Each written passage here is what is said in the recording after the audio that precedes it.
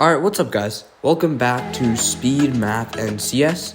So here we teach math APs, science APs, all APs, stuff like that. And today we are back with AP Microeconomics. And today we're going to be talking about Unit 2, which is supply and demand. So if you remember last time, we left on this note of benefits and costs, and we were about to put them on a graph. So this is how it looked like, right? So as you buy more and more pizzas, your marginal benefit goes down. You get less and less benefit from eating like the next pizza over and over. And in fact, once we get to Unit 3 and we have marginal revenue curves, you'll see that it'll look something like this as well. And then each slice of pizza gives you less and less additional benefit. And then we had a marginal cost curve, which essentially, this is not just the cost of the pizza, this is other like implicit. Remember we did explicit versus implicit costs, right? This is also part of implicit costs, because like if you have like 8 pizzas, you're gonna throw up. Like you're not gonna be able to eat that much without having like a stomach ache. So that's also a marginal cost. So then when we put those on the same graph, we'll notice that these two intersect at some point, right? And X marks the spot. This is where we discovered that the optimal place to buy is. The optimal place is to buy 5 pizza slices, and on the last one you get 5 like additional benefit, right? So yeah, X marks the spot. And this is important because not only will this be MB equals MC, but this is going to be a golden rule of microeconomics. Golden rule is that MB, MR, whatever it is, marginal revenue, marginal benefit, marginal utility, equals to marginal cost. That is your profit maximizing. You're getting the most benefit out of that. And this is going to be so helpful in Unit 3 and 4. Believe me, this literally solves all of our problems. So this is a golden rule of microeconomics. So the thing is, right, we are looking over an area here. So something like this would not be the max because we're missing out on this area here. This is just dead weight loss, which is a term that'll come up again. But essentially this little triangle area here, between 3 and 5, right? That's just dead weight loss, where none of that is going to be consumed, right?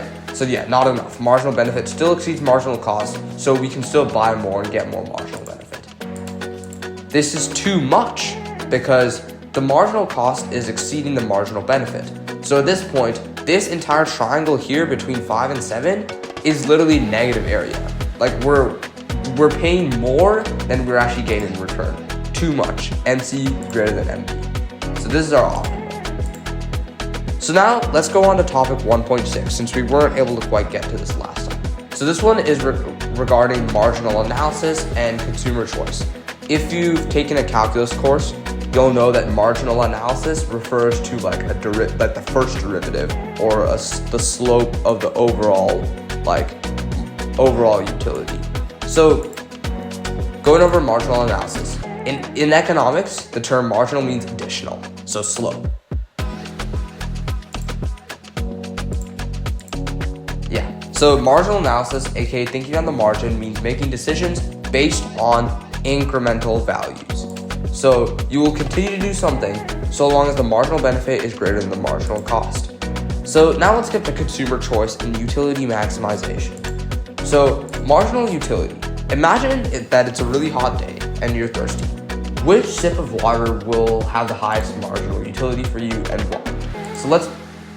And then what will happen to the marginal utility of each sip of water as you drink more? So if you think about it, right, you can keep drinking water so long as the marginal cost does not exceed the marginal benefit. But every time you drink more and more water, like think about it, those first couple drops when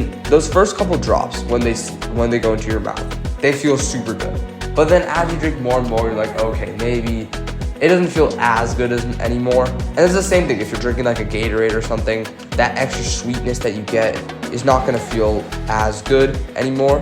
So that's essentially what this idea is. So now if somebody offers you 12 bottles of water. How much utility does that 12th bottle have for you right there? The answer is literally nothing. The marginal cost is so much, you can literally like die of overtaking too much water. So the marginal cost is super high. And then what even is the benefit at this point? Like if you're drinking 12 bottles, you might as well just space it out. So this is a good real life example to get the idea of marginal utility equals and marginal cost down. So yeah, law of diminishing marginal utility states that as long as you consume anything, the additional satisfaction you'll receive will eventually start to decrease.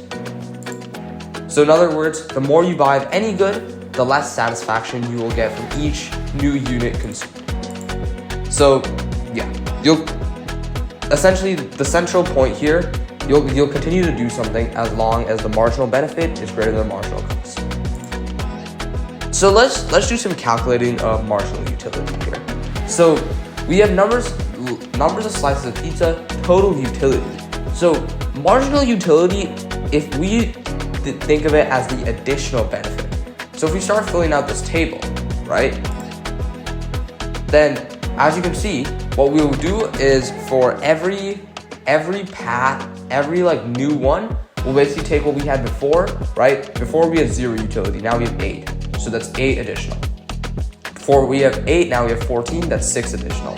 So on and so forth, and we'll get this sort of like this which satisfies the law of marginal utility. And then now we have this question down here. Sorry, give me a quick sec.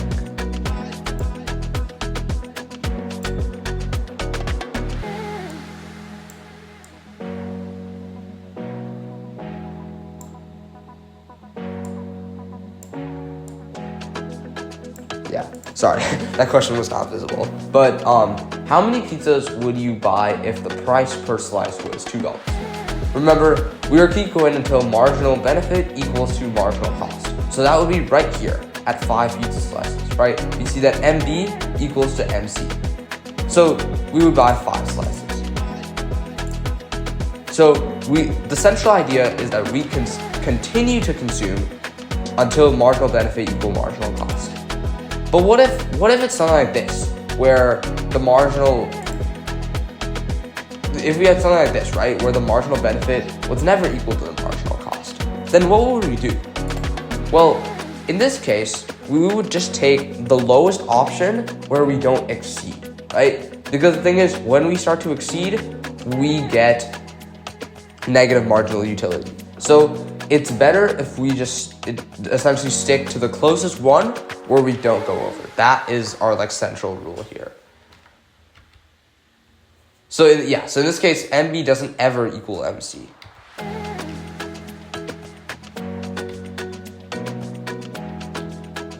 So now you plan to take a vacation and want to maximize your utility. Based on the info below, which one will you choose? So if you think about it, right, we'll have the price here and the marginal utility here. So if you think, in this case, right, marginal utility per dollar. So you would essentially want to go for Chicago, right? That should seem like the obvious choice because price is lower than marginal utility. You're getting more marginal utility per dollar. So comparing marginal utility per dollar allows you to compare products with different prices.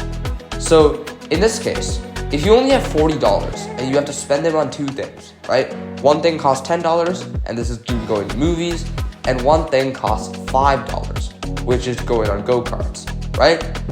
What combination of movies and go-karts maximizes your utility? And this is where we introduce a new type of rule. So essentially, so if we look at each one, right, marginal utility per dollar, we're gonna essentially choose the combination where it equals to 40, right? So of course when it equals to 40, but we're gonna choose the option where the 2 marginal utility per prices are as close to each other as possible. And remember, marginal analysis is not simply trying all the values. This is marginal analysis. Like if this appears on an FRQ, this is what you should be doing. Compare marginal utility per price, see where they become equal. So it's clear that this is like the most we can consume with the marginal utility per price being closest together. So how much is the total utility from 3 movies and 2 go-karts? And what is the total utility from 2 movies and 4 go-karts, right? We're essentially comparing 2 options here where the price would equal the same, but we're gonna get different utility. So if you look at the total utility here, right? We get 30 utility from the first one, 20 utility from the second one, 10 utility from the third one. So it's 60 total utility. And then for this one, we get 10 utility from the first one, 5 utility from the second one. So altogether, that would be 75 total utility for this first one. And then for the second one, right? 30 plus 20, that is 50. And then if we add all of these up, we get 15, 17, 18. So that's 68. So 75 versus 68. We get more utility from watching 3 movies doing 2 go-karts than we do from doing 2 movies and 4 go-karts. So utility maximizing rule. The consumer's money should be spent so that the marginal utility per dollar of each goods equal each other or get as close to each other as possible. Remember that at least like when you see this on the FRQ, the values are going to be discrete. So just like we said when MB like doesn't ever equal MC, in this case you just want to get them as close as possible together. That is what marginal analysis is, and that's how you get that point on the FRQ if it pops up. So So in fact, we use this literally every day when we are buying goods, right? So more practice, right? Let's say we have a roller coaster versus a rocket ride, right? You went to an amusement park and you had to choose two of these. So you only have $16. So what combination will maximize your utility? So if we take a look here, right? And now if we calculate all the marginal utilities per price, remember, in this case, all you have to do is we're already given the price is equal to $4. So you simply take this marginal utility amount, divide it by 4, and you get all of these values. And do the same thing, divided by 2 here. So there's actually a couple places where we notice the 2 marginal utilities per price are matching. Like if you look here, 10-10, 8-8, 4-4, and 1-1. These are a couple places where they are matching. So let's see, if we only have $16, right? How would we go to spend it? So if you look at 10-10, right? $4 is spent on 3 rides, so that's 12. And then $2 is spent on 2 rides, so that's 16. So it should be immediately clear, and this is literally a 30-second FRQ. Like if this ever appears in the AP test, this should be done in like 30 seconds. It should be clear immediately that the third riding 3 roller coasters and 2 rocket rides is the maximization of utility. Remember, when the 2 marginal utilities equal each other and it satisfies as much of the price as possible, then you will have your optimal combination. So in this case, right? You would ride the rocket ride 2 times and the roller coaster 3 times. And then if we do some calculations, right, with adding all the marginal utilities for each one, we'll get 290. Remember, we added these 3 values and these 2 values to get this. So the utility maximizing rule assumes that you consume where NU divided by P for each product is equal. And I'll also post this like FRQ later, but this is good practice if you want to be prepared for getting into Unit 2. But now let's get into Unit 2, right? We've done some quick 15 minutes of going over some concepts that we previously covered in Unit 1, but now let's start to do the actual content for today, Unit 2. So let's start off with topic 2.1, which will be demand. So demand defined. So what exactly is demand? So demand is the different quantities of goods that consumers are willing and able to buy at different prices. So you are able to purchase diapers, but if you aren't willing to buy them, then there is 0 demand. So what is the law of demand? So there's an inverse relationship between price and quantity demand. And this should be pretty obvious, right? So like, for example, in this case, like this was me when I was teaching it, right? But let's say, okay, I'm willing to sell A's in AP Economics. So how much will you pay? So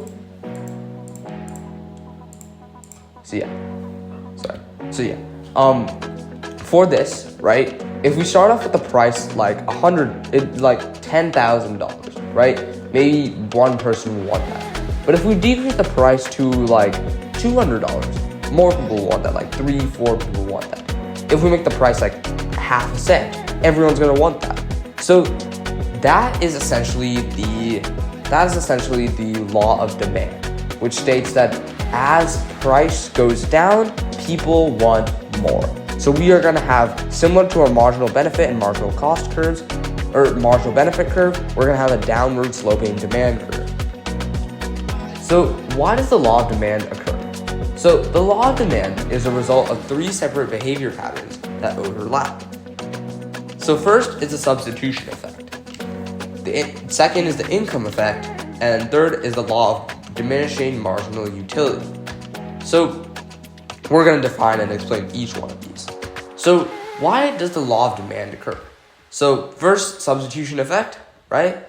Essentially, this is basically like capitalism, right? Where there's competition between 2 goods. So if the price goes up for a product, consumer will buy less of that product and more of another substitute product, right? Because we're assuming here that we're in like monopolistic competition, right? Where like we have different products that we can choose from, and there isn't just one person who sets the price. So in this case, right, if one company moves their price up, let's say Pepsi prices their drinks at $10, but then Coca-Cola increases their price to like $20, right? People are gonna buy less Coca-Cola and more Pepsi because they're essentially substitutes. And that is part of the reason the law of demand is like that, right? Because if you think about it, if I'm not gonna be selling you A's, right, you're just gonna drop out of my class and go to another teacher. So there's gonna be less demand. So, and also essentially the substitute for A's is just you working hard. So if it's easier for you to just work hard, then you could just work hard and get the A.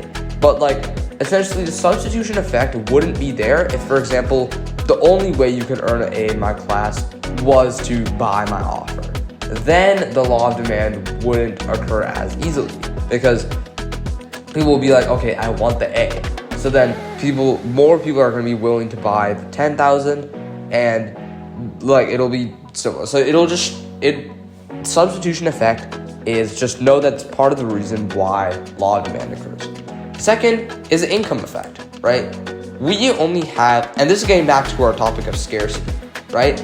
If the price goes down for a product, the purchasing power increases for consumers, which allows them to purchase more. Remember, in 1.1, we defined a topic called scarcity, right? Which stated that, okay, we have limited resources, but unlimited needs, or unlimited wants. So we can buy whatever. So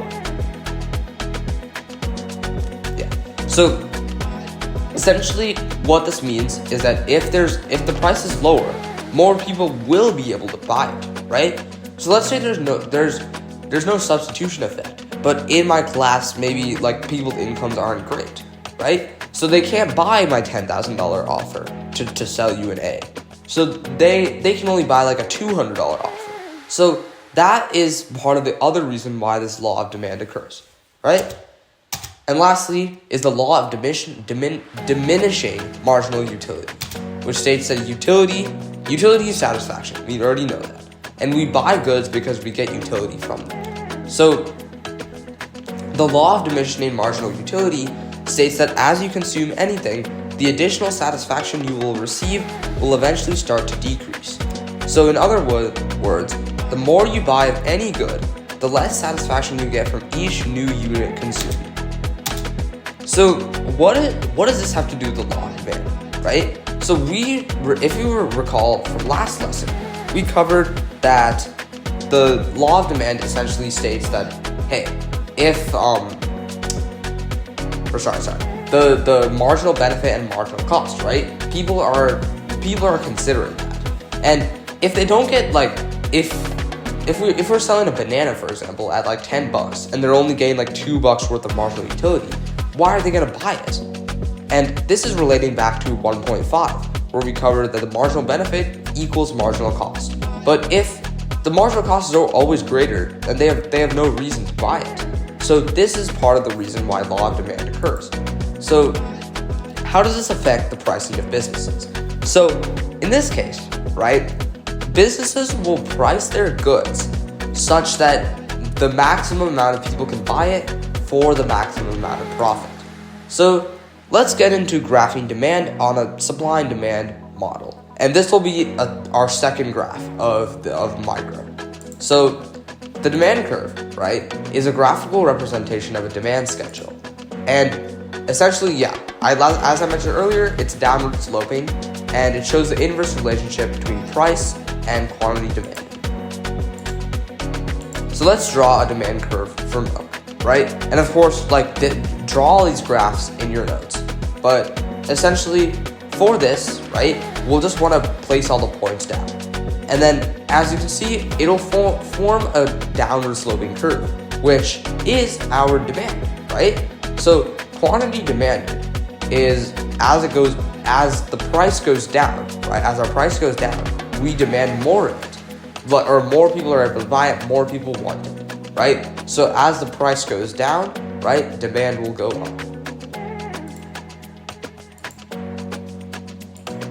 So the thing is, right, there's this ceteris paribus where all other things held constant, right? But when this assumption is dropped, movement no longer occurs along the demand curve. Rather, the entire demand curve shifts. So remember, this is similar to what we covered in PBC, which was topic 1.3.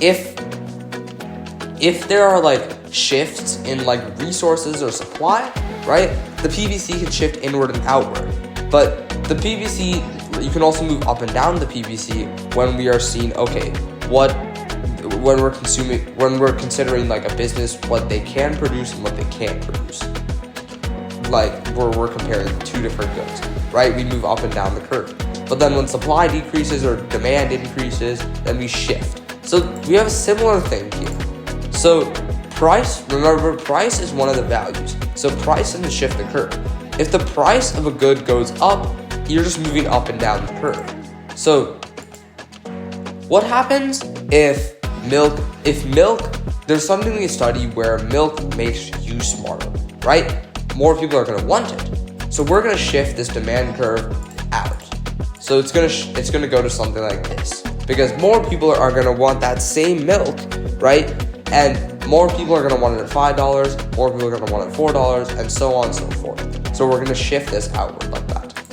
So prices didn't change, but more people want more milk because of the fact that it's proven milk makes you smarter. So that is one of the things that can shift demand.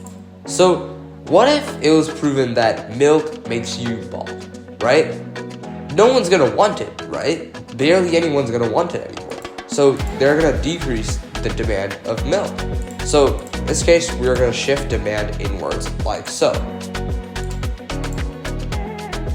Prices didn't change, but people want less milk. So let's talk about the change in QD versus change in demand, right? So there's two ways to increase the quantity from 10 to 20. First way is A to B, right? We just decrease the price. Second way is to shift the demand curve, where we essentially don't have to shift the price at all, but we just make people want more of it. So what happens to the demand for milk if the price of milk goes up? Obviously, so demand stays the same, right? Because we're just going up and down the curve. But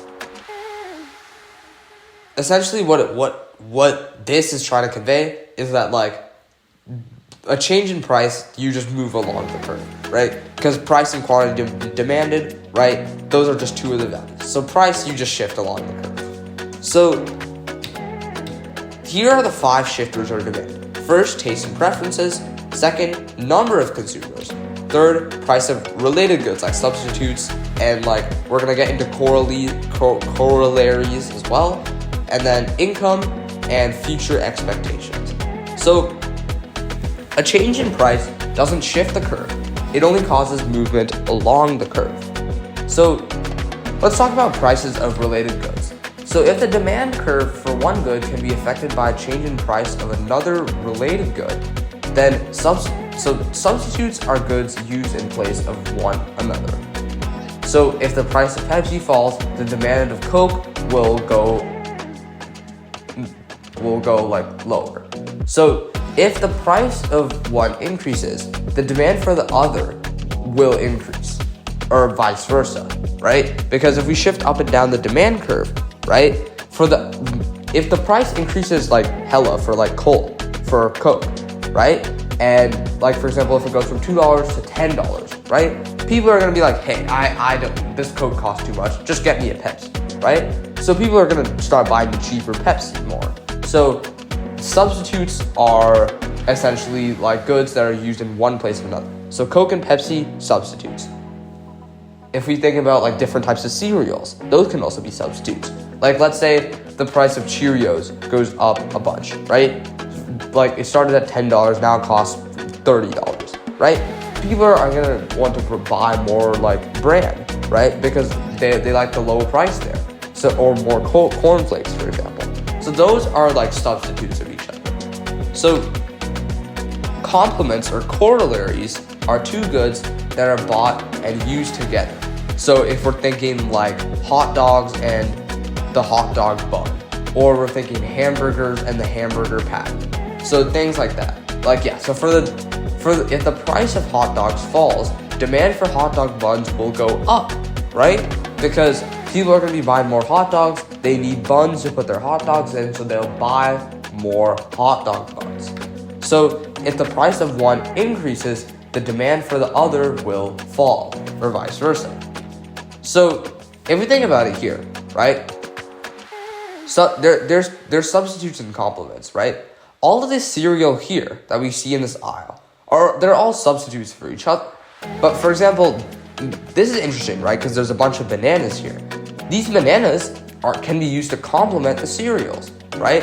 So like for example, if we take bland oatmeal, for example, right, which is clearly being sold here, right?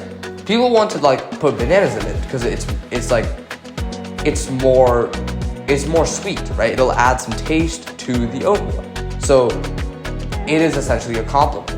So in this case, right, they're substitutes, but the banana acts as like a complement. So for example, these two actors look very similar, right? But let's say this one gets into a lot of trouble. In fact, let's not even consider trouble. Let's say that Jared Leto starts charging much more for you to put him in his movies. Then they're gonna go over to Jake Gyllenhaal because they want the cheaper option. So this is an example of substitutes. So for example, these two guys who look literally exactly the same. Let's say that young Vladimir Putin essentially charged more if you wanted to put him in like a show or something. Then they're just gonna go over to Macaulay Culkin and they're just gonna get him for the lower price. So yeah, and then similar to this, right? There's more of these. But if you think of complements now, right? I'm not exactly sure what this is. I think it's gloves and like the like sawing machine, right? So for the gloves and the sawing machine, right? You need gloves in order to operate the sawing machine. So people will buy the gloves with the saw machine. So income. The incomes of consumers change the demand, but how depends on the type of good. So normal goods, right? Like luxury cars, seafood, jewelry, or homes, essentially if income goes up, demand increases. Like, for example, if people suddenly get a ton of money in a new job, they're gonna want more luxury cars, they're gonna want more jewelry, and they can go get a bigger home. So now the second type, and then yeah, as income falls, demand falls. As if like you move to a new job and it doesn't sell as much, you'll start selling your luxury cars, and then like you don't want as much jewelry, and like you'll go for smaller homes. And now let's go over inferior goods. So inferior goods are essentially like ramen, used cars, used clothes, right? So these are things you buy when you don't have enough money. These are like good options for like if you're just trying to get like for example ramen, right? If you're just trying to get like a cheap lunch that just costs like $1, right? You just go get some ramen. But as your income increases, right, you'll be stepping away from these ramen, used cars, used clothes, and you'll be buying like fresh cars, fresh clothes, and like actual food. Or like you'll be buying more like luxurious food. So in the inferior goods, as income increases, the demand for them falls. And as income falls, demand increases. So if we think about this, right, which one of these would be normal versus inferior goods? So the first one is like Spam. So Spam is like a very cheap like meat option, right? So for this, right, this would be an inferior good. And then if we think about it, a boat, right, a luxury boat, this would be a normal good. You're gonna want to go on this more as your income increases.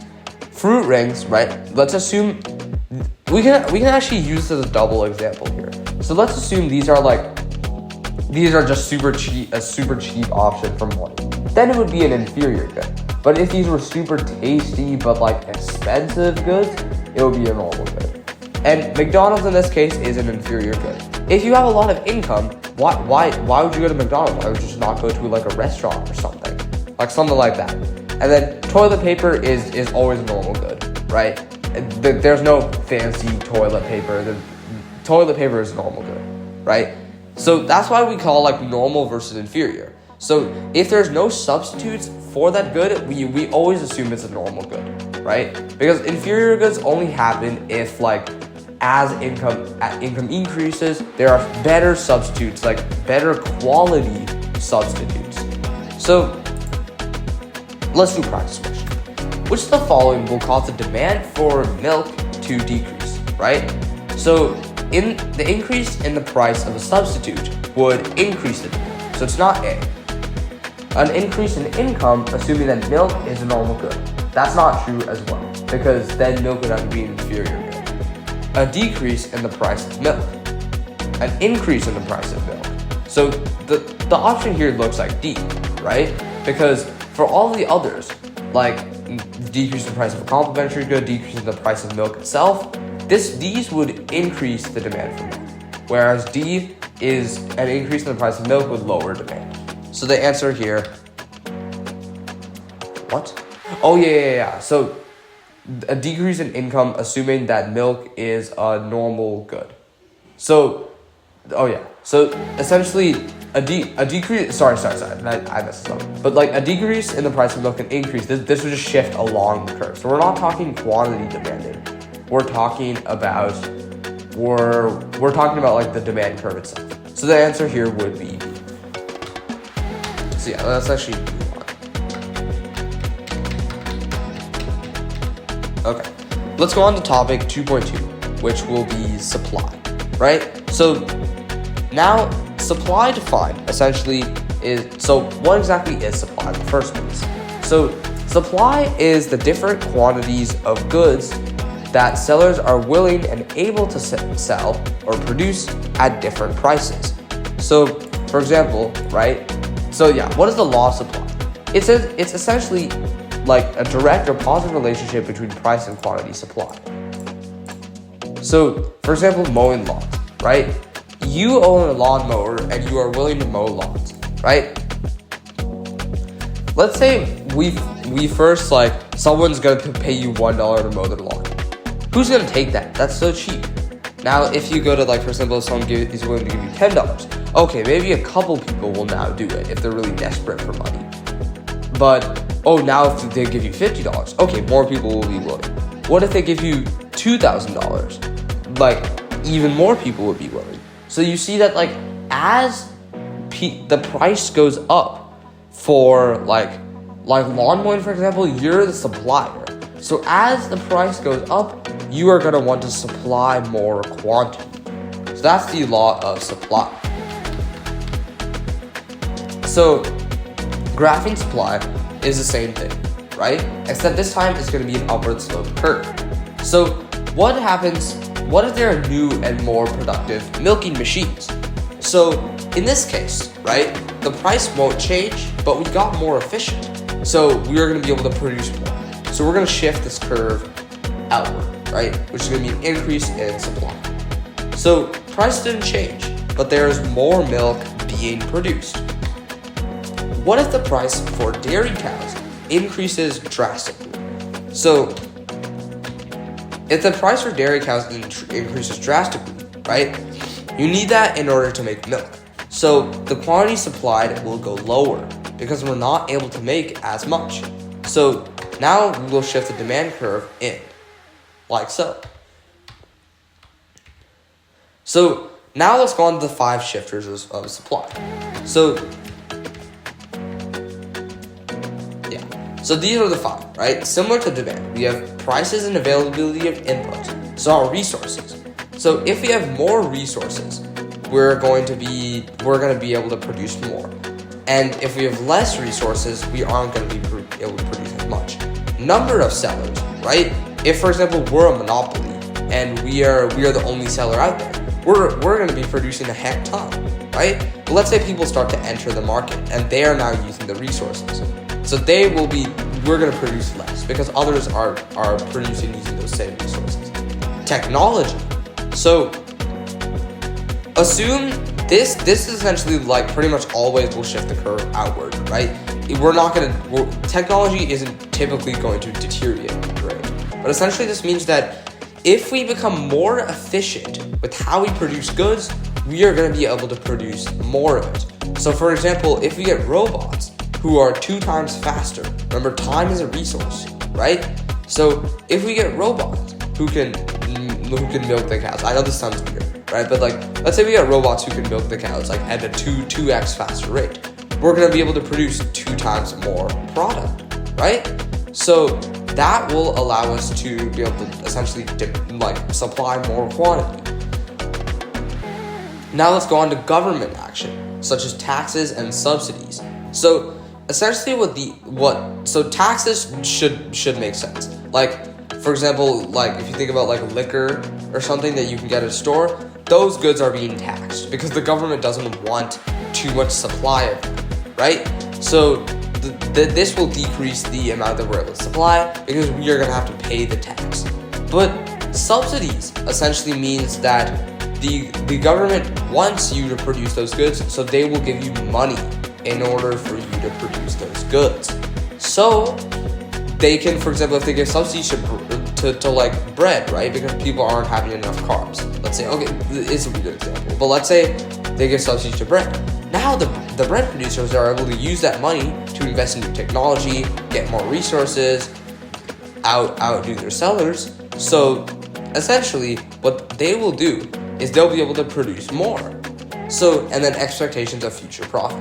So remember, a change in price doesn't shift the curve, it only causes movement along the curve. So which of the following will cause the quantity supplied for milk to decrease? So the first option is a decrease in the price of a key resource. Second is a decrease in the number of milk producers. And C is a decrease in the price of milk. D is an increase in the price of milk. And E is a subsidy for milk producers. Right away, we can eliminate C and D because those just shifted along the curve. So the decrease in the price of a key resource would actually increase, right? Because if we think about it, right, the decrease in the price would cause you to be able to buy more of it. This is essentially like a subsidy. You're more valuable. So this would increase the supply, not decrease it. Now, let's go to B, a decrease in the number of milk producers. If there's less sellers, you can produce more because there's no competition. So B would cause an increase. So, and then lastly is a subsidy for milk producers, right? So I think that this might be assuming other milk producers, but yeah, so essentially what this means is the quantity supplied, right? So quantity supplied means that we're shifting up and down the curve. If it just said supply, then we could immediately eliminate C and D, right? But in this case, it mentions quantity supplied.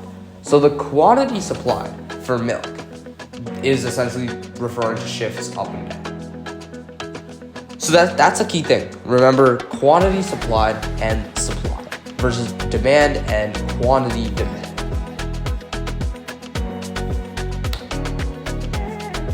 Time to practice, right? Or actually, okay, let's actually skip these for now.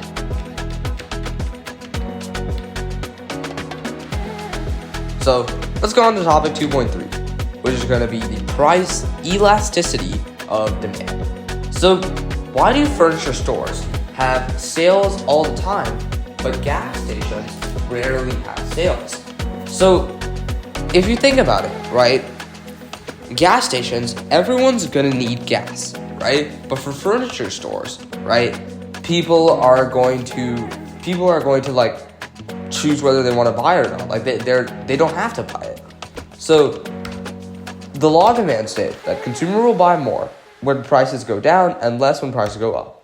And elasticity is all about determining how much more or how much less. Essentially, how steep are the demand curves, or how shallow are the supply curves, how steep are the supply curves, or how shallow are the demand curves. I don't know, I said that in weird order. But yeah, price elasticity of demand measures how sensitive the quantity demanded is to a change in price.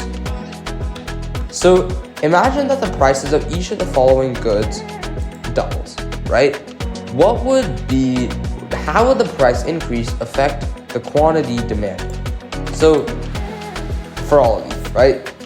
So if Taco Bell tacos doubles, right? So Taco Bell, you don't need it. You can just go for McDonald's, right? So the quantity demanded would go super low. But for medicine now, if medicine doubles, right, then you still have to buy that medicine. So the demand won't go down will barely even go down. For gasoline, right, same thing. You have to buy gasoline. Luxury yachts, you can just go on regular yachts because there's no need to go luxury. So demanded would go down like a good amount. Still not as much as the Taco Bell tacos, but it would still go down quite a bit. And if the price of milk increases, you can just switch to milk alternatives. So I'd say it would still, because milk is is highly demanded. So milk is probably less elastic than luxury yachts or Taco Bell tacos, but I'd say if I was ranking this, Taco Bell tacos are the most elastic, right? If you increase the price of Taco Bell tacos, you could just go to McDonald's, you can go to Taco Time, in fact, like there's so many substitutes. So Taco Bell tacos are the most elastic. Then we get to luxury yachts. You can go on like luxury, you could just go on boats, or you could go on like non-luxury yachts. So that would probably be number 2. Number 3 is milk, right? Because like milk is still super beneficial, right? But like there are milk substitutes. 4 would be gasoline. You still have to buy it. And 5 will be medicine, because you pretty much have to buy it anyways if you get sick. So it like an increase in price, it's almost perfectly inelastic medicine. So price elasticity of demand is knowing how consumers will respond to a change in price is extremely useful for if like you're a business, for example. So it helps them decide what to charge and when, if ever, to have sales. So it helps them determine how many substitutes are in the market. And it's also used by the government to decide when and how much to tax. So inelastic demand. So if the milk is like charged at 80 cents, but now suddenly it goes up to $2.40, right? You're still gonna buy it because you still need milk, right? Like the milk substitute, sure, but like they're still like, even to now, like you can really only get soy milk. That's the only good substitute, right? Like almond milk, there's no nutrition there. Rice milk, same story. But inelastic demand, quantity is insensitive to a change in demand. If price increases, quantity demanded will fall a little, and if price decreases, quantity demanded increases a little. So in other words, people will still continue to buy it. Inelastic demand curve is steep. If you look at this, right, the price goes down a little, right, quantity demanded barely shifts. So we have a super steep curve. Which also means like steep in this case can also be bad, right? Because if people are trying to like shift up the price, like, well actually, okay, no, inelastic demand is always good, right? Because like if people want to like, I wouldn't see a reason. Oh yeah, actually, okay, here's a reason why it could be bad, right? Let's say you want to increase your quantity demanded. You want people to buy a lot more. You're gonna have to decrease this price. Like, think about how much you have to decrease this price to even get the tiniest sliver of quantity. So demand curves, inelastic demand curves are steep. Gasoline, milk, diapers, medicine, and yeah, just stuff like this, right? And general characteristics of inelastic goods, right? Few substitutes, they are necessities, we need them. Small portion of income, they don't cost too much, right? Required now rather than later, which means we're not essentially saving, we're gonna use them now. And elasticity coefficient less than 1. We'll get into what the elasticity coefficient means later. So, oh yeah, actually yeah, we'll just get into it right now. So, the elasticity coefficient is essentially the percent change in quantity over the percent change in price.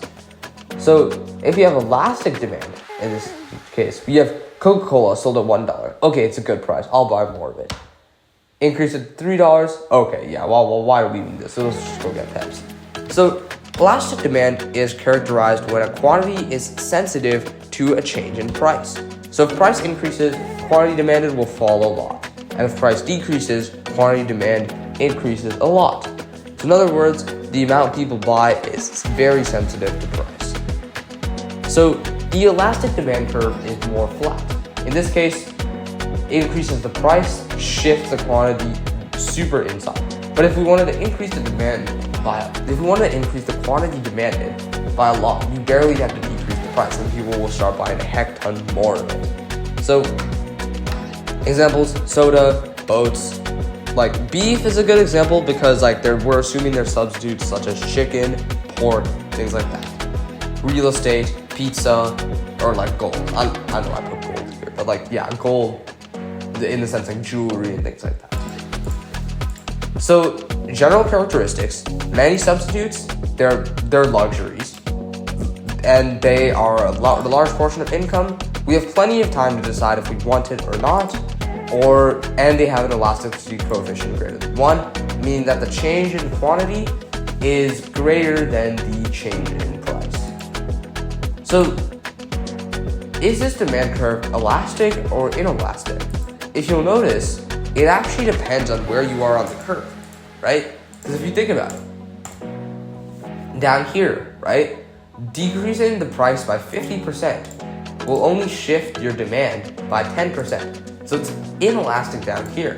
But if we think about up here, if we decrease the price by 10%, we're gonna get a 100% increase in demand. So it's more elastic up here. So this is what we call the elasticity varies along a linear demand curve.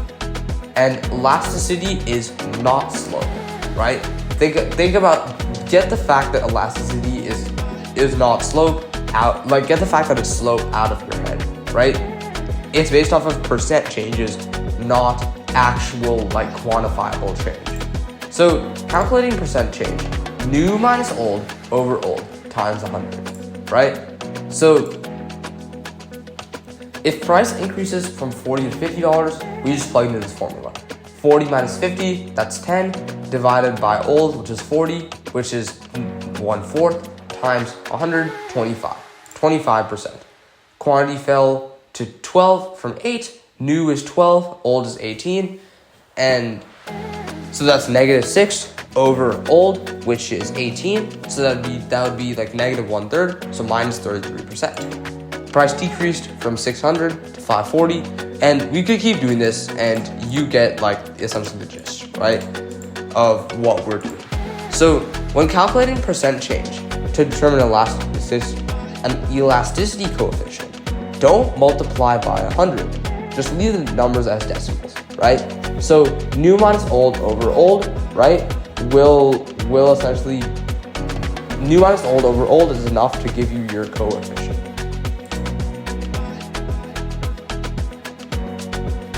So now let's calculate the price elasticity of demand. So first, let's start by calculating the percent change in price. And then second, calculate the percent change in quantity demanded. Calculate quantity in price over change in quantity over change in price. I don't know why I kept using this low quality image, but like it just for consistency. And take the absolute value of your result. And is your result greater or less than 1? If it's greater than 1, it's elastic. Less than 1, inelastic. So now let's determine all of these, right? Beef is elastic, right? Because you can get like substitutes such as chicken or pork. Gasoline is inelastic. People aren't just gonna start suddenly getting electric cars. They need the gasoline now. Real estate is elastic because people can just move to smaller houses. Medical care is inelastic, right? Medicine, people need the medicine. Electricity is inelastic. People won't just, there's no substitute for electricity, right? People won't just stop using electricity. And then gold is the most elastic one up here. Gold is like super high elasticity. So what about the demand for insulin for diabetics? So if you look at this graph, we'll notice that there's always a set amount demanded, but the price, it doesn't matter what the price is, people are gonna still want the same insulin. So this is what we call perfectly inelastic, meaning the coefficient is equal to 0, right? So what if percent change in quantity demanded equals to percent change in price? So in this case, we would call it unit elastic. So now this is elasticity visualized. So first is perfectly elastic. Second one is relatively inelastic. This one is unit elastic. This one is relatively elastic. And this one is perfectly elastic. Perfectly elastic is kind of like theoretical, but the best example I can think of for this is money. Money is perfectly elastic. People like, regardless of what the price is, people are going to want like more and less of it, right? It really depends on the population, not the price. So the quantity keeps shifting. But let's think about this, right? If $1 bills were priced at $1.01, literally no one is going to buy that, right? So, and then in this case, right, if the price of $1 is sold for $0.99, right, infinite people are gonna buy that, right? Because that is literally free profit. So that money is a good example of perfectly inelastic, but for the most part, this is like this last column, this fifth column, is mostly theoretical. So there's another way to determine the elasticity of demand for a good. So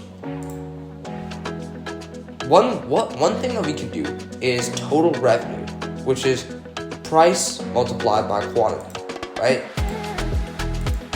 So what happens to quantity for when the price increases, and what happens to total revenue? So in this case, we're going to do a total revenue test. So the total revenue test uses elasticity to show how changes in price will affect total revenue, or TR. So if the demand for gas is inelastic, what will happen to total revenue for gas stations if price increases, right? So for inelastic demand, price increase causes total revenue to increase, and a price decrease causes total revenue to decrease. And then for elastic demand, price increase causes total revenue to decrease, and then price decrease causes total revenue to increase. So that is essentially what the idea is, right? So then if price changes and total revenue remains unchanged, this is unit elastic. So the total revenue test is actually a very clever way. Like, if you're not good with calculating percentages, I recommend a total revenue test to calculate your elasticity. Yeah, so this is just using the same project. So now let's move on to topic 2.4, which is going to be a price elasticity of supply. For the most part, it's going to be the same thing. How sensitive quantity supplied is to a change in price. So the supply of fidget spinners, in 2017, these were the thing. Like, everyone had these. But the supply of fidget spinners is very elastic. It is elastic because it's super easy to produce them, right? But if the price is super high, people are not going to want to buy these, so on and so forth, right? So in 2017, people were buying this so much, right? And the supply of fidget spinner is elastic. Manufacturers were able to make them quickly, so the quantity supplied was very sensitive to a change in price. So elasticity of supply shows how sensitive producers are to a change in price. So the elasticity of supply is based on time limitations. Producers need time to produce more. So inelastic means insensitive to a change in price. And most goods will have inelastic supply in the short run, and elastic is sensitive to a change in price. And most goods will be able to elastically change their supply in the long run. So perfectly inelastic supply means that the quantity supplied doesn't change. There's a set quantity supply, which is going to be a vertical line. So these are the general characteristics of an inelastic supply. First, they're hard to produce. There's high barriers to entry. This is a high cost for specialized inputs. It's hard to switch from producing alternative goods, and elasticity coefficient less than 1, right? Number 1 is easier to produce, low barriers to entry, low cost for generic inputs, easy to switch from producing alternative goods, and elasticity coefficient greater than 1. So it's the same thing for here, right? Where perfectly elastic supply is a bit theoretical. So let's actually look at this example, right? What is the price elasticity of supply from going from point A to B?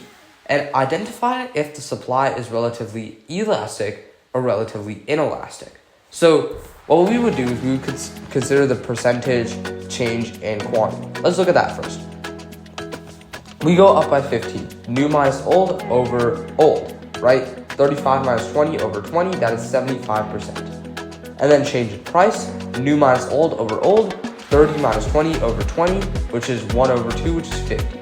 So 75% divided by 50% is equal to 1.5. That is greater than 1, so this is elastic. So here's topic 2.5, which will be other elasticities.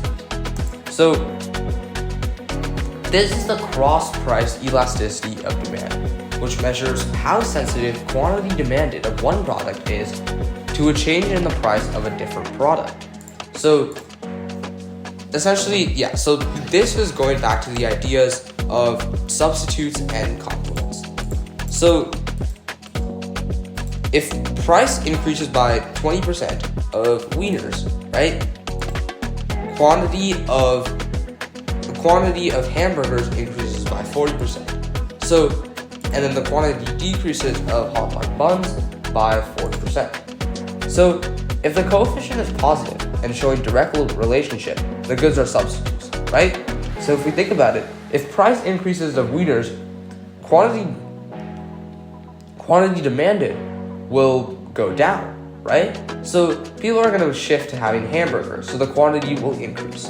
So if we say quantity of product B over the price of product A, if that is positive, it shows direct relationship. The goods are substitutes. If it's negative, that shows the inverse relationship between price and quantity, which is what we would see out of a normal thing. So essentially, if they have an inverse relationship, then the goods are complements. So in this case, right, we have a price of inkjet for printers, which increases by 25%. So the quantity demanded of ink cartridges decreases by 50%. So 25%, remember if you go back to our formula from earlier, change in price of product A is 25%, and then the change in quantity is minus 50%. So we'll have a -2, meaning that inkjet printers and ink cartridges are complements. So now, if the price of Netflix increases by 40%, and the quantity demanded of Blu-ray discs increases by 10%, it's the same thing, right? 10% over 40% is 1/4. So that means these are substitutes. Now, income elasticity of demand measures how sensitive quantity demanded is to a change in income, right? So it shows if the goods are normal or inferior. So it's the same thing. If income increases by 20% and quantity decreases by 15%, then the good is an inferior good. Because if we think about it, right, we apply the same formula. If it's negative and there's an inverse relationship between quantity and income, people are buying less of it, so it's inferior. And it's the same thing. Coefficient positive, then good is normal. If it's negative, it's inferior. So let's just get past these. So let's get to topic 2.6, which will be the market equilibrium and consumer and producer surplus, right? So for this part, we are going to be returning back to our marginal benefit and marginal supply curves. So here we will be looking at, hey, what is actually the split of that? If we looked at all that, like the marginal benefit and marginal supply, right? There was this whole area between the marginal supply curve and the marginal benefit curve, right? This whole area that we called benefit. But now we are going to be separating those into who gets the benefit. Do the consumers get the benefit or do the producers get the benefit? And we are going to be splitting that triangle up. Once again, demand and supply curve, and then we draw this in, right? So they're put together to determine the equilibrium price and equilibrium quantity. So the equilibrium price is $3, right? QD equals QS, and equilibrium quantity is 30, right? At $4, there's disequilibrium. The quantity demanded is less than what the businesses are willing to supply. So QD is less than QS. So how much surplus is there at $4, right? In this case, the answer is 20, right? Because it's actually weird, sorry. So in this case, we have a shortage, right? If the price drops below, right? So quantity demanded is greater than quantity supplied. So in this case, people aren't able to produce how much they want, because there's so much demand, but they're not willing to do all that, because of course there's going to be a lot of demand for people wanting to get their lawn mowed for $1. It's so cheap, but people don't want to do that. You're not going to find anyone who's going to be willing to mow your lawn for $1. It just doesn't work like that. So how much shortage is there at the $2? Answer is 3. So if the price is $1, then the shortage is, in this case, we would take demand minus supply, so it would be 7. The free market system automatically pushes the price towards equilibrium. Remember, this is the same invisible hand concept that we brought up at close to the start of unit 1. So when there's a surplus, producers lower the prices. And when there's a shortage, producers raise the prices. So this is essentially our invisible hand pushing the prices together. So let's look at this AP question. So in the market shown in the graph above, at a price of $5, there will clearly be a surplus because the current equilibrium is $4. So we can eliminate the bottom three, I'm pretty sure, right? And so there's a surplus and the price will eventually fall. That looks correct. That is invisible hand, right? And for option B, a surplus generating a decrease in, that's not gonna happen, right? So the option here should be A. Let's get on to what I kind of advertised at the start of this sub-unit. Consumer surplus versus producer surplus. So So the most important single central fact about a free market is that no exchange takes place unless both parties benefit. Let's actually pick apart this Milton Friedman quote, right? So this is the same thing when we did terms of trade, right? No exchange will take place unless both parties benefit, right? But consumer and producer surplus is the same. We're going to be going back, like at the start of the lesson, we went over the marginal benefit and marginal cost curves, right? And I said that there's a triangle essentially, right? Where your total benefit is. So then So total benefit is split between the producers and consumers. So we're gonna see how that actually works and how it's split. So you wanna buy a truck. So you go to the local dealership. You're willing to spend up to $20,000 for a new 4x4. The seller is willing to sell this truck for no less than $1,500. So in the negotiation, you buy the truck for $1,800. Both of you guys benefit because you were willing to sell it up for $20,000, but the seller was willing to sell the truck for no less than $1,500. So let's think about what surplus would be here. You brought $20,000 to the thing, and you were saying, okay, I was gonna put apart that to spend for the new 4x4, right? And so then you buy it for $18,000. So if you think about it, the consumer surplus would be $2,000. You saved $20,000 to buy this new 4x4, but then you bought the truck for $18,000. So out of that $5,000 surplus, $2,000 came to you. And then now the seller was willing to sell the truck for no less than $1,500.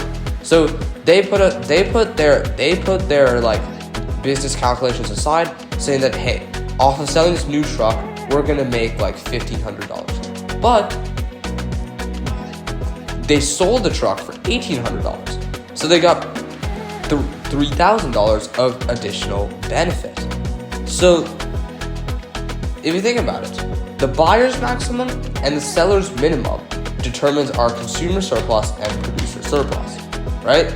Consumer surplus $2,000, producer surplus $3,000. So now consumer surplus is the difference between what you were willing to pay, the amount that you set aside to pay that off, but between what you were willing to pay and what you actually did end up paying, how much of that money you ended up saving. That is your consumer surplus. Producer surplus is the difference between the price that the seller received and how much they were willing to sell it for. So for example, if you're running a lemonade stand, right, and you sold like a cookie, like it was a super good cookie. You're like, okay, I'm gonna get $10 selling this cookie. But you ended up selling it for $15. You got $5 extra that you can now spend elsewhere. And so that is your producer surplus. So producer surplus equals price minus seller's minimum. Once again, if we think about it, this looks a lot like our marginal benefit and marginal cost curves. right? But like I said, right, this triangle right here, like this triangle here so the triangle here between the 35, the 10, and the 30 in the quantity demand, this little triangle that's formed here, right? We said that is our total benefit. But now we're gonna see how it splits up. So if we draw in our equilibrium, we'll see that the consumer surplus goes up here, producer surplus is down here. So before we labeled that whole thing as benefit, but now we split it up into what the consumer benefits from and what the producer benefits from. So essentially what we would have to do here, it's very simple. We just calculate the area of the triangle. So the consumer surplus at $20 is just the area of this triangle, right? Which is just $225. And then the producer surplus here is this triangle down here, which is 10 times 15, 150 divided by 2 is, so it's 150, sorry. What did it? So sorry, it's 30. So it's 10 times 30 divided by 2, which is 150. So then the total surplus would be just adding those, right? So this was our total benefit, which would be the area of this big triangle. So now assume that only 10 units were produced. What would happen to the total surplus? So in this case, the total surplus is what we had before minus this black region, because now we're not getting the benefit of producing more area. In this case, think about it, right? You're not eating the 30 like, what would you eat 30 of? You're not eating the 30 peanuts. You're only getting the benefit of eating the 10 peanuts. So all that benefit you could have earned is now dead weight loss. So this black area right here on the graph is what we consider dead weight loss. And this represents inefficiency. We're being inefficient. We're not using our resources correctly. So this will come up later. But key fact to remember, anytime we see dead weight loss, it's an inefficient thing. So let's do some review. Calculate the area of consumer surplus. Simple, it's a triangle. 20 times 4 divided by 2, 40. Producer surplus, 2 times 20 divided by 2 is 20. Total surplus, add both those up, we get 60. There we go. Let's go to topic 2.7. Market disequilibrium and change in equilibrium, right? So, we'll skip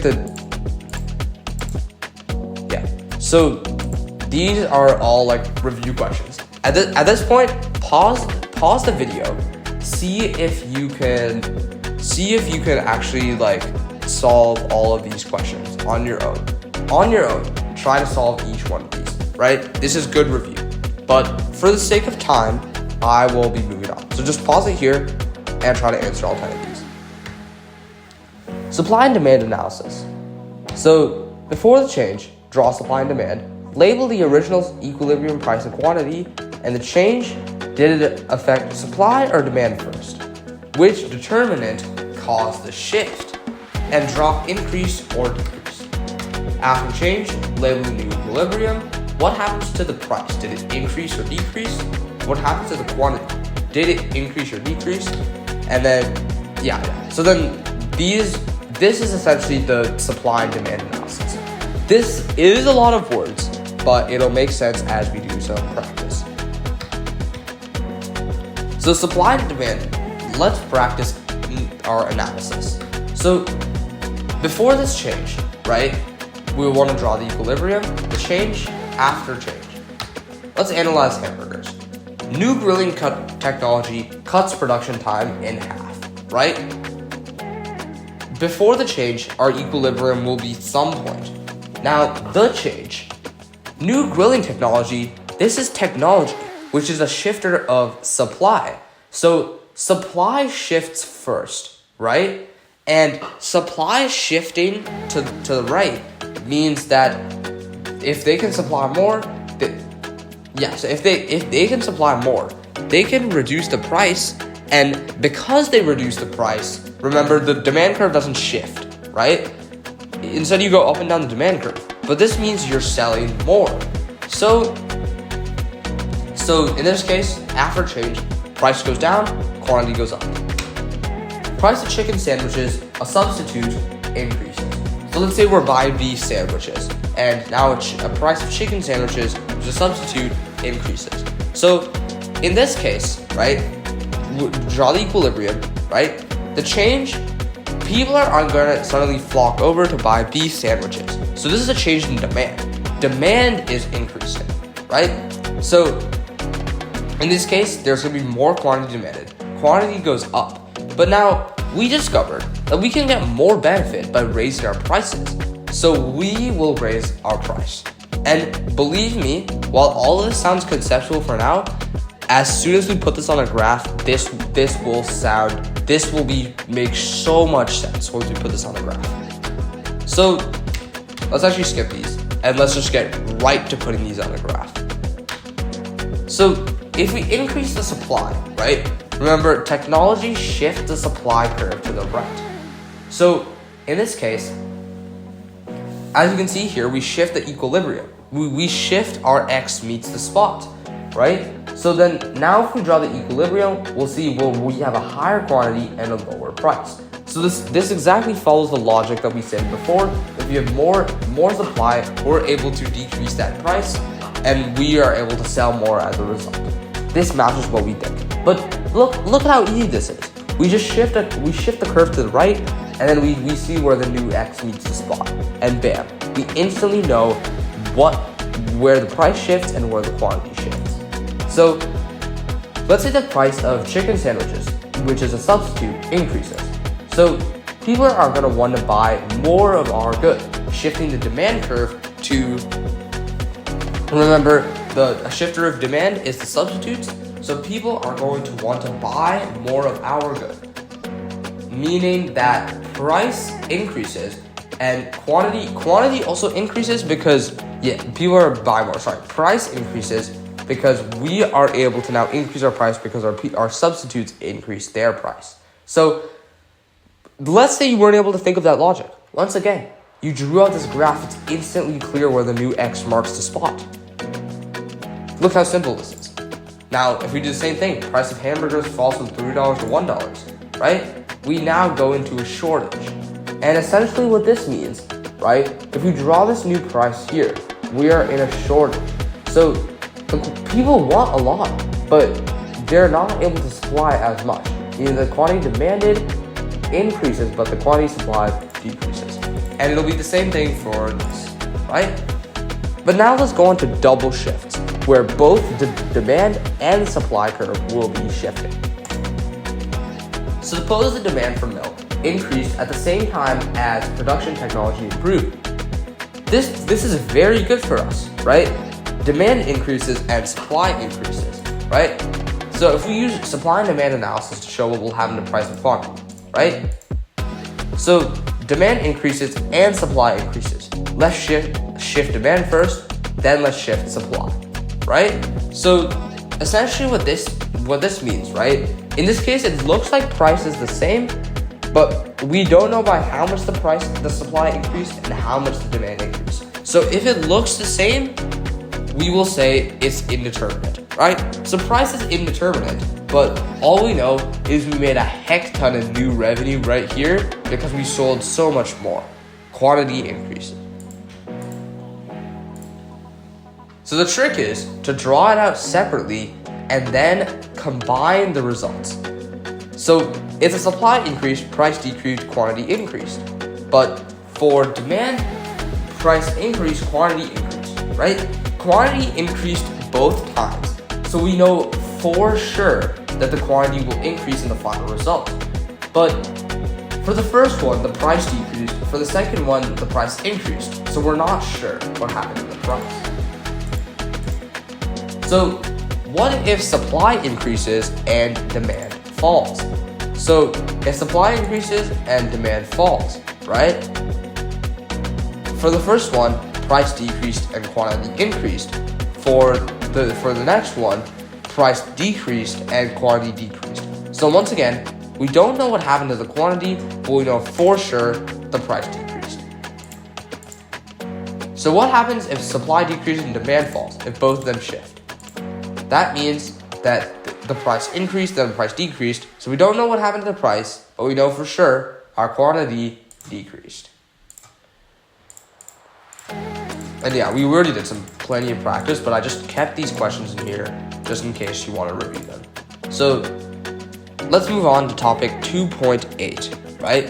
Which is going to be the effect of government intervention in our markets. And we're probably going to end off here on topic 2.8, and we'll finish topic 2.8 and go over 2.9 when we do our next lesson, which will be on Tuesday. So let's start by going over price controls. So who likes the idea of having a price ceiling on gas so the price will never go over $2 per gallon? Sounds pretty sick, right? You could buy so much gas now. But come on, are the producers really going to sell that to you? So in this case, can the government fix this? So in fact, they can, right?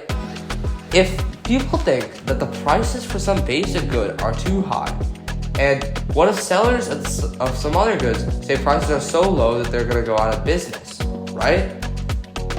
The government can do things in order to support them. So should the government intervene in the market to make sure that the prices aren't too high or aren't too low? So I'll tell you right now, price ceilings and price floors, that's what these are called. But remember, whenever the government intervenes in the market, this is called communism. This is like communism, right? I'm telling you right now, and it's not because I'm advocating for capitalism, but anything that results in communism is always bad. It's always bad. So the government should instead just let the invisible hand go and fix this. They shouldn't put markets in super surplus, and they shouldn't put markets into shortages. So in this case, for a price ceiling, right? Currently the price is $4, right? That's our equilibrium price.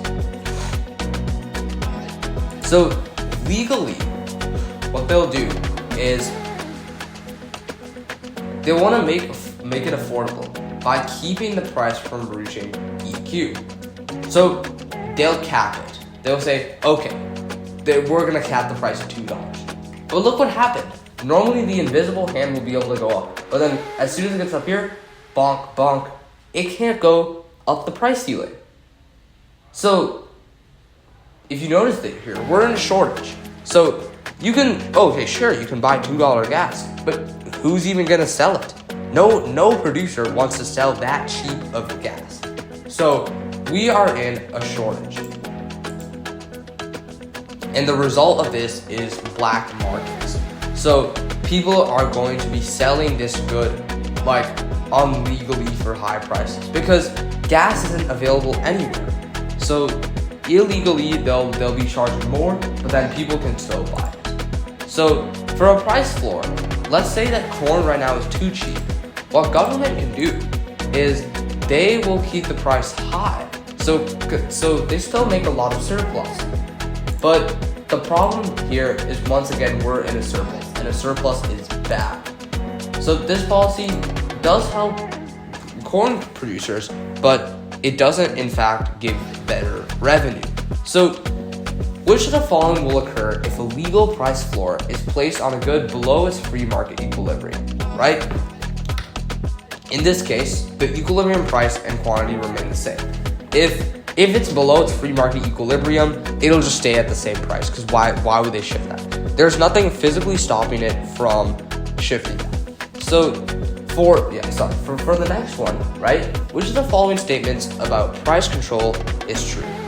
So a price ceiling causes a shortage if the price ceiling is above the equilibrium price. It is bad if this happens, but it doesn't cause a shortage. It causes a surplus, right? So price price ceiling is above the equal. No. This will just cause it to be at equilibrium price. Price floor causes surplus if the price floor is below the equilibrium price. No. Once again, it just stays there. Price ceilings and price floors result in a misallocation of resources. Price ceilings, price floors, government intervention, communism, bad. So C looks like our answer. For D, price floors above equilibrium will cause a shortage. So these don't cause a shortage, these cause a surplus. So our answer here is C. So for price controls and efficiency, right? Are price controls good or bad? To be efficient, a market must maximize consumers and producer surplus. So if we think of a price floor, right? Or if we think of a price ceiling, Q ceiling, right? We now have this consumer surplus, which is super high, but this producer surplus, which is low.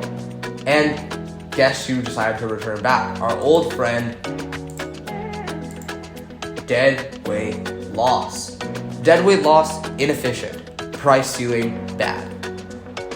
This should be the immediate thing. As soon as you see dead weight loss, it's bad. It's bad. If you see dead weight loss. So,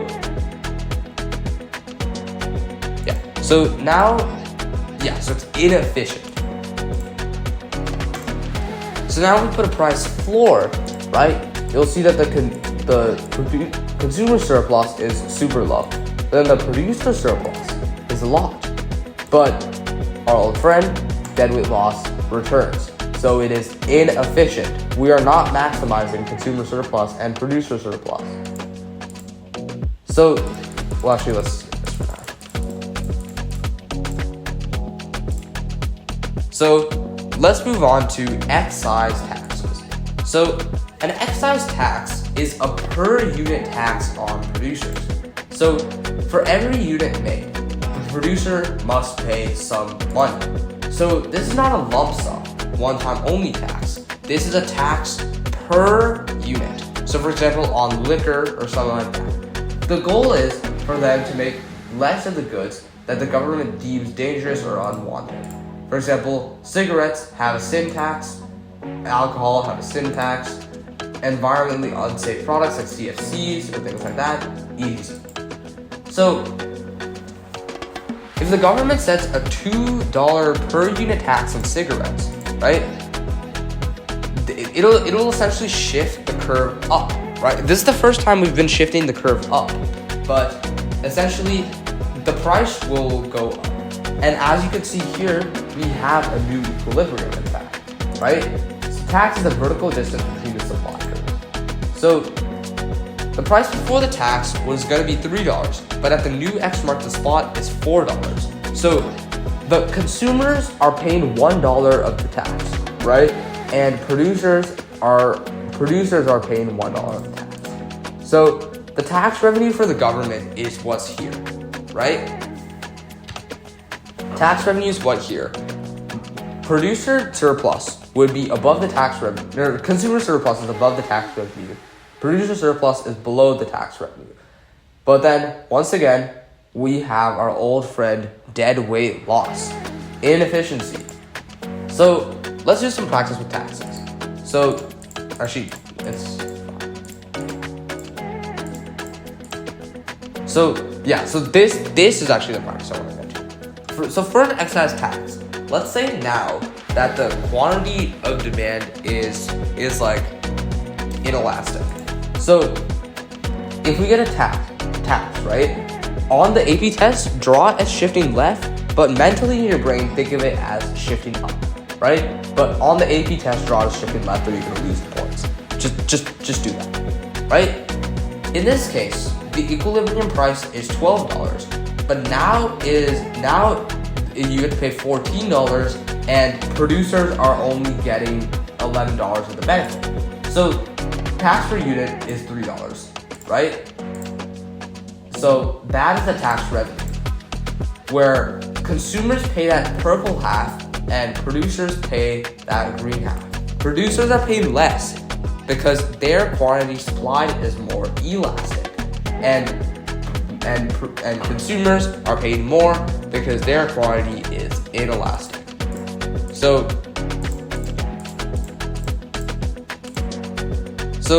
tax incident. Who ends up paying for an excise tax?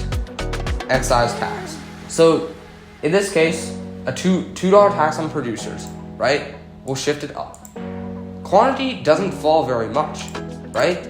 And most of it you'll see here is paid by the consumers, and the amount here is what producers pay. So if the demand is more inelastic, right, and the supply is more elastic, producers will pay less, consumers will pay more. If the supply is inelastic and the demand is elastic, producers will pay more than the consumers. And once again, our old friend, deadweight loss. So, yeah. Think about this, once again. This time, the demand is very inelastic, right? But the supply, the demand is very elastic, but the supply isn't as elastic. So the producers will be paying a lot. And the thing is, the more elastic the curves are, the more deadweight loss, the more we're losing out of that tax. So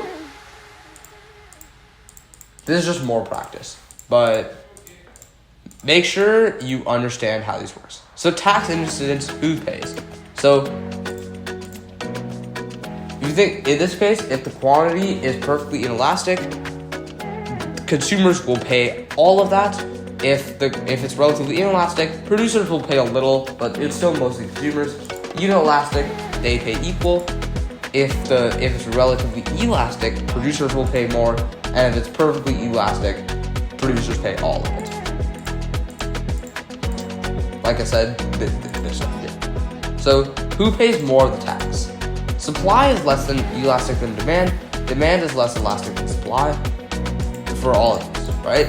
So for number one, producers, because if supply is less elastic than demand, that means that the one who is more elastic pays less of the tax. Demand is more elastic, so they pay less of the tax, producers pay tax. Demand is less inelastic, so more elastic than supply. So once again, producers.